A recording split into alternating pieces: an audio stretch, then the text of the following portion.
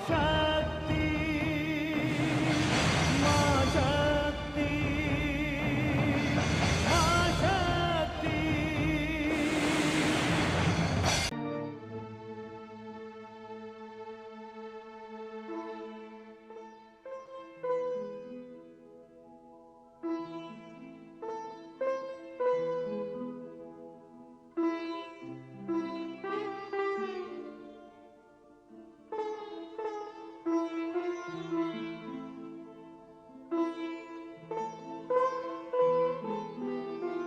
देवी,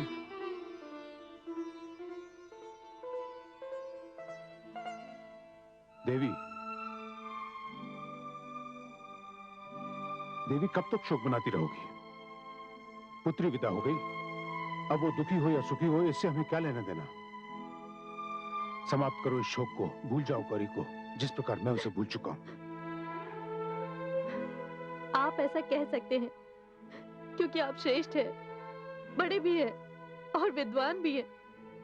मोह ममता आपको आडंबर लगता है, किंतु मैं तो माता हूँ, केवल माता। जिस पुत्री को मैंने 9 मास अपनी कोख में रखा हो, मृत्यु से भी अधिक भयानक प्रसव पीड़ा सहकर उसे जन्म दिया, पाल पोस कर उसे बड़ा किया और फिर अपने आप से अलग कर दिया। क्या मैं उसे भूल सकती हूँ? क्या ये शोक का विषय नहीं है? देवी, आप अपने शोक में कुछ भूल रही हैं। क्या भूल रही हूँ? देवी, आप ये भूल रही हैं कि मैंने अपनी आयु की 60वीं सीढ़ी पर पग धर दी है और इस अवसर पर मेरी पुत्रियों ने, मेरे संबंधियों ने, मेरे शुभचिंतकों ने मुझे षष्ठी पूर्ति समारोह करने का सुझाव दिया है, जिसे मैंने स्वीकार कर लिया है। अब मैं एक ऐसा समारोह करना चाहता हूं जो मुझे दक्ष प्रजापति को गरिमा और गौरव के शिखर पर बिठा दे, और जो भी इस समारोह में सम्मिलित हो वो उसे कभी नहीं भुला पाए। ये तो बहुत अच्छी बात है। उत्सव तो एक साधन होता है जिसमें शुभ चिंतक और सगे संबंधी एकत्र होते हैं। आपने तो ऐसा समाचार सुनाया कि मेरा शोक ही दूर हो गया। यदि इस अवसर पर पुत्री गौरी भी आएगी तो? नहीं देवी, इस अवसर पर श्रेष्ठ लोग आएंगे, केवल श्रेष्ठ लोग। जो दक्ष प्रजापति की मान्यता के मापदंड पर खरे उतरेंगे वही श्रेष्ठ लोग। अब यदि आप शोक के सागर में डूब जाना चाहती हैं तो डूब जाइए। अपनी षष्ठी पूर्ति समारोह में मैं शिव को कदापि आमंत्रित नहीं करूंगा।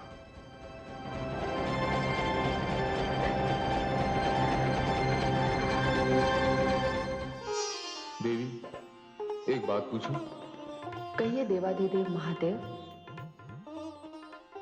देवी, पति पत्नी का संबंध बड़ा पावन होता है, मधुर होता है, किंतु इसे मधुरता देने के लिए किसी एक पक्ष को तो कष्ट उठाना ही पड़ता है। आप किस पक्ष की बात कर रहे हैं महादेव? देवी, मैं आपके माता पिता की बात कर रहा हूं। माता जो जननी होती है, पिता जो पालक होता है, ये दोनों मिलकर बड़े स्नेह से, बड़े प्रेम से अपनी संतान का लालन पालन करते हैं, उसे बड़ा करते हैं। और यदि वो संतान कन्या हो तो उसे सदा के लिए किसी और के हाथों में सौंप देते हैं। क्या ऐसे स्नेही माता पिता की ओर आपका ध्यान नहीं जाता? हे स्वामी, पिता जन्मदाता होता है, ये उसका संतान पर ऋण होता है। माता प्रसव पीड़ा झेलकर संतान को जन्म देती है, ये माता का उपकार होता है।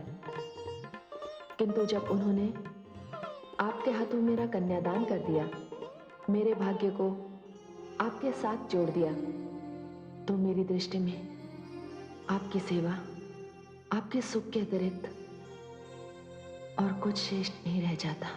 तो देवी, मैं समझ लूं कि आप कैलाश आकर अपने माता पिता को भूल गई? नहीं स्वामी, मैं कुछ भी नहीं भूली हूं, किंतु यहां आकर आपने जो सुख दिया है मुझे, जो सम्मान मुझे मिला है, जो संसार आपने दिया है वो मेरी दृष्टि में सबसे श्रेष्ठ है, सबसे ऊंचा है। आप सर्वश्रेष्ठ हैं। आप मेरे सर्वस्व हैं, मेरे ध्यान का केंद्र हैं। बस मैं तो केवल इतना ही जानती हूं स्वामी, और कुछ नहीं स्वामी, और कुछ नहीं। देवी, मैं अति प्रसन्न हुआ, संतुष्ट हुआ कि आप कैलाश आकर सुखी हैं। केवल इतना ही जानने के लिए प्रश्न मैंने आपसे किया था, क्योंकि यहां आपके सुख, आपकी सुविधा का उत्तरदायित्व तो मेरा है। आप निश्चिंत रहिए स्वामी, मैं अपने संसार में बहुत सुखी हूं। मुझे अपने संसार में भ्रमण करने दीजिए स्वामी।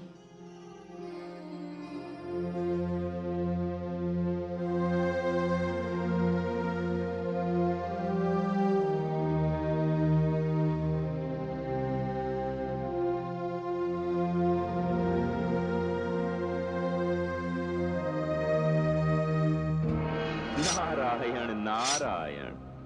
अरे आप? हाँ भ्राताश्री, मैं।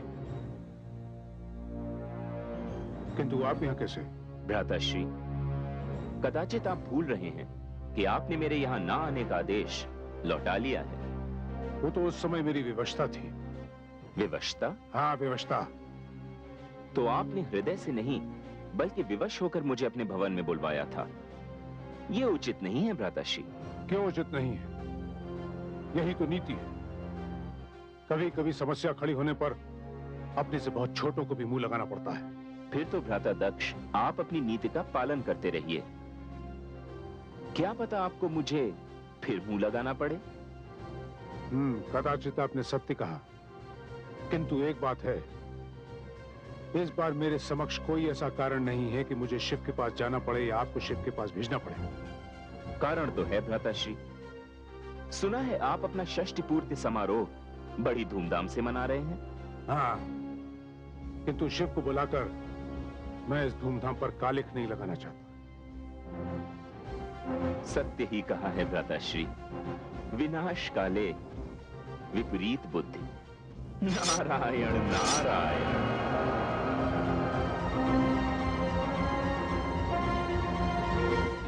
हे प्रभु, पर्वतराज हिमाचल अपनी पत्नी देवी मैना के साथ आपके दर्शन के लिए पधारे हैं। उन्हें आदर के साथ अतिथि कक्ष में ले आइए, हम उनसे वहीं भेंट करेंगे। चलिए देवी।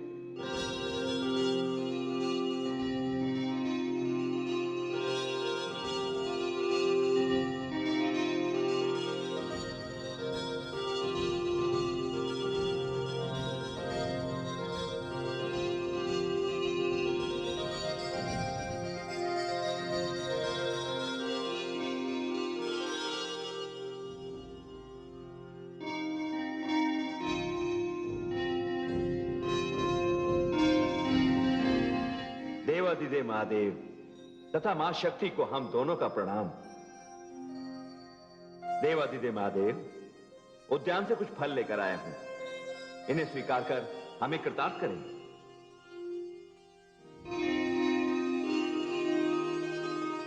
आप कृपया स्थान ग्रहण कीजिए।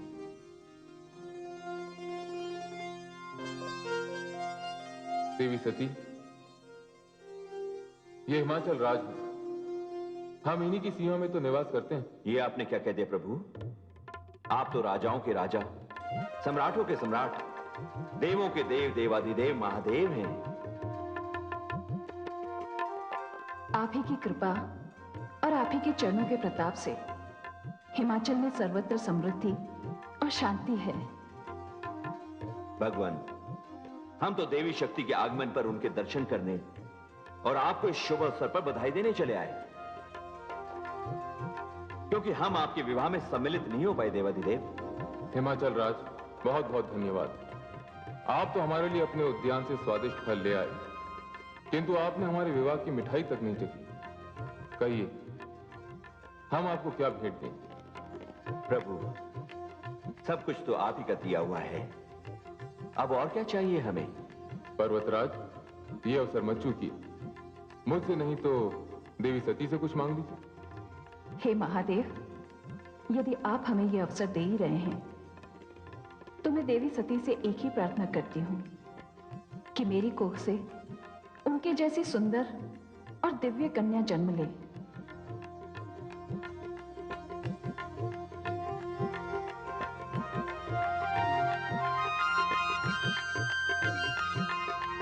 देवी, मैं आपकी ओर से इन्हें तथास्तु कह देता हूं।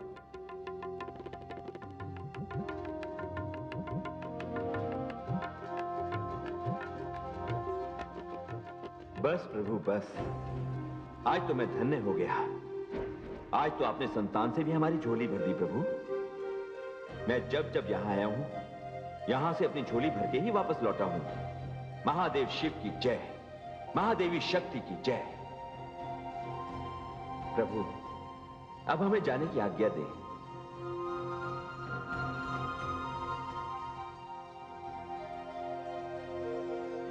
चलिए महारानी।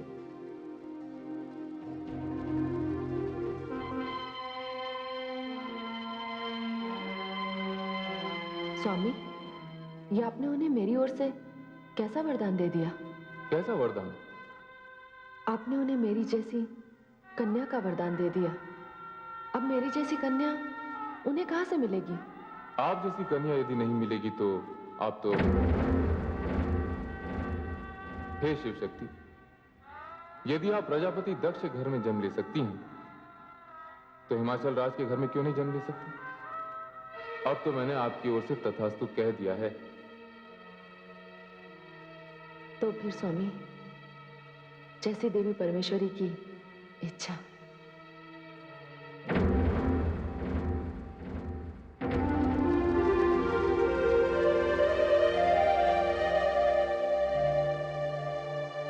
निमंत्रण भेजने का कार्य सुचारू रूप से चल रहा है ना?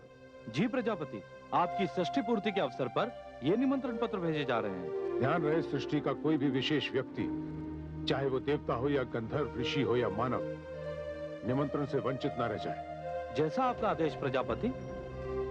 किंतु एक बात का विशेष ध्यान रहे, षष्ठी पूर्ति का ये निमंत्रण भूल से भी कैलाश नहीं भेजा जाएगा।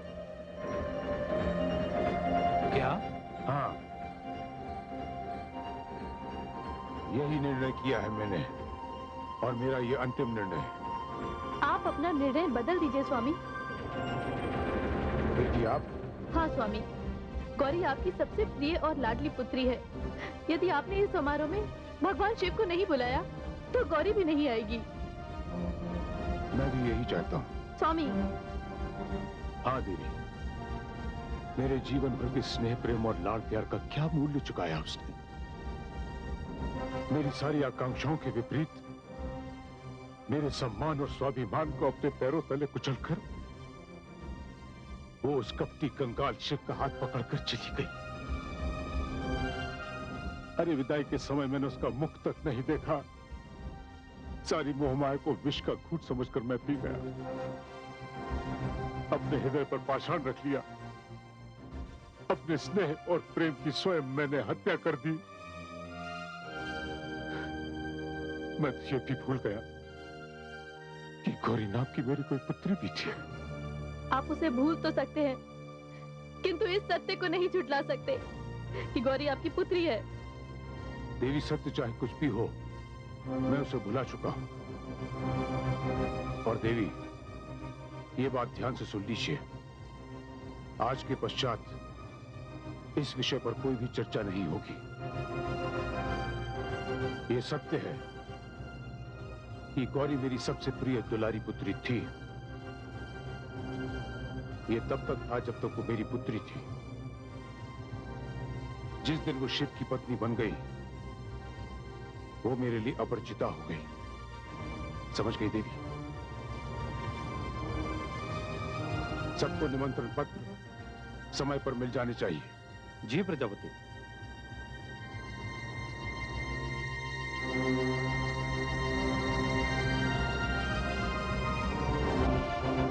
अब आपको कैसे समझाऊं कि दिन में आंखें बंद कर लेने से रात्रि नहीं हो जाती। आप माने या ना माने, पुत्री तो पुत्री ही रहेगी।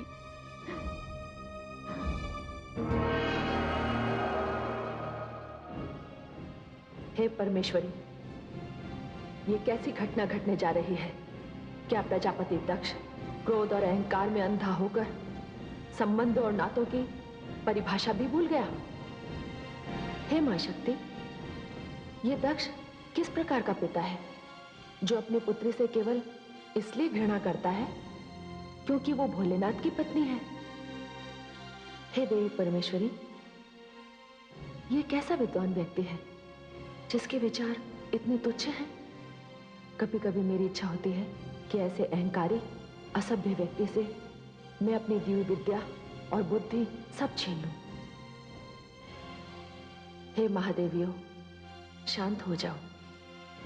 आप सब जानती हैं कि गौरी का जन्म किस उद्देश्य से हुआ है।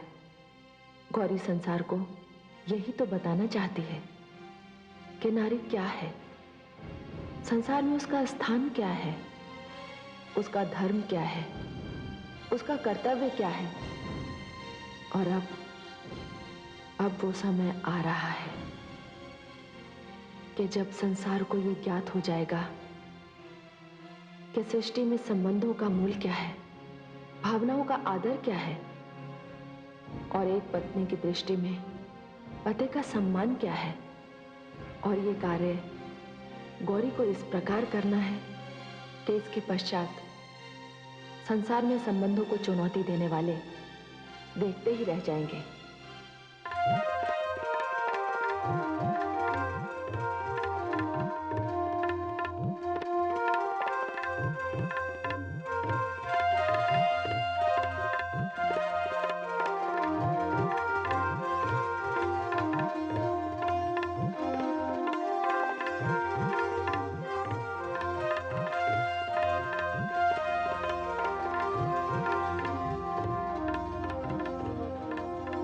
प्रणाम माते।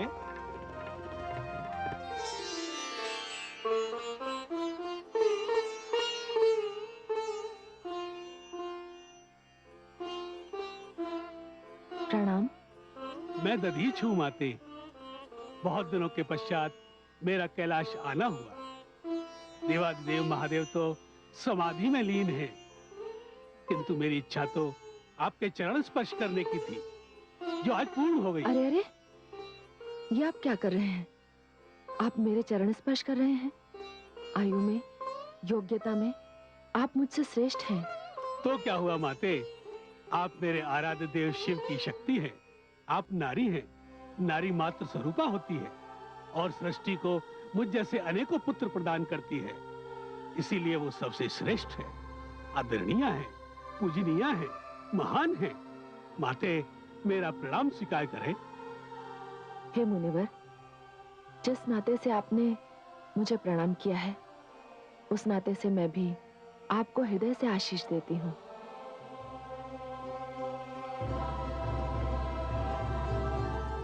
आज आपकी श्रद्धा देखकर एक नवीन विचार मेरे मन में आया है कि पूजनीय श्रेष्ठ की पत्नी बनना भी कितना सौभाग्यशाली होता है।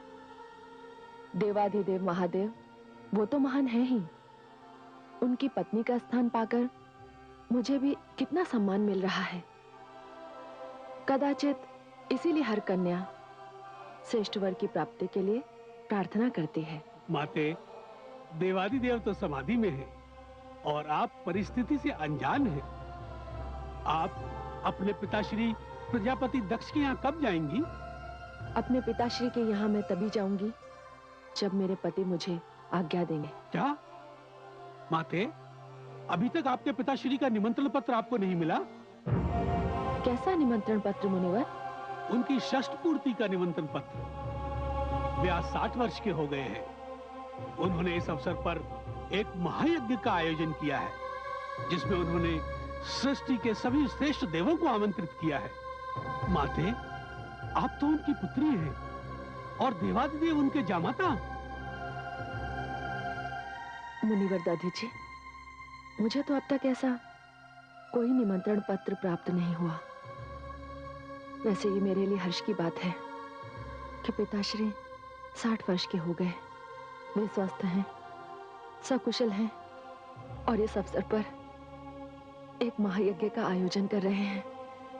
कदाचित उनका निमंत्रण पत्र आता ही होगा। वैसे कैलाश तक किसी का पहुंचना कोई सरल कार्य तो है नहीं। मैं वहीं जा रहा हूँ माते, मुझे आज्ञा दीजिए। मैं देवादिदेव महादेव की समाधि तो भंग नहीं कर सकता, किंतु जब वो समाधि से बाहर आए तो मेरा सादा चरण स्पर्श उनसे अवश्य कहिएगा। मैं चलता हूँ माते।